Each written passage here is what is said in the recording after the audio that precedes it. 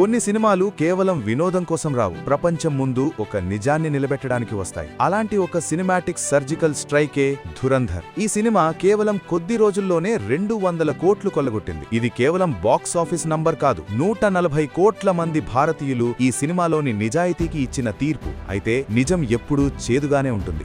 దొంగ అంటే భుజాలు తడుముకున్నట్టు పాకిస్తాన్ని అంటే మరో 6 గల్ఫ్ దేశాలు Bahrain, Kuwait, UAE, Oman, Qatar, Saudi Arabia గగ్గోలు పెడుతున్నాయి. ఈ సినిమాలో పాకిస్తాన్ వ్యతిరేక కంటెంట్ ఉందట. అందుకే వాళ్ల సెన్సార్ బోర్డులు ఈ సినిమాకు క్లియరెన్స్ ఇవ్వలేదు. ఒక్కసారి సూటిగా ఒక ప్రశ్న అడుగుదాం. ప్రపంచం మొత్తం చీకొడుతున్న ఉగ్రవాద దేశం పాకిస్తాన్ నిజస్వరూపాన్ని ఒక సినిమాలో చూపిస్తే ఈ గల్ఫ్ దేశాలకు అంత ఉలుకెందుకు? వాళ్లు సినిమాను బ్యాన్ చేయగలరేమో, కానీ అందులోని నిజాన్ని కాదు. ధురంధర్ కేవలం ఒక సినిమా కాదు, అది ఒక హెచ్చరిక. కొత్త భారతదేశం దేనికి భయపడదు, నిజం చెప్పడానికి అస్సలు వెనకాడదు అని చెప్పే ఒక గర్జన. ఈ గల్ఫ్ దేశాల ద్వంద్వ నీతిపై మీరేమంటారు? మీ అభిప్రాయాన్ని కింద కామెంట్స్ లో చెప్పండి. ఈ వీడియోను ప్రతి భారతీయుడికి చేరేలా షేర్ చేయండి. జై హింద్.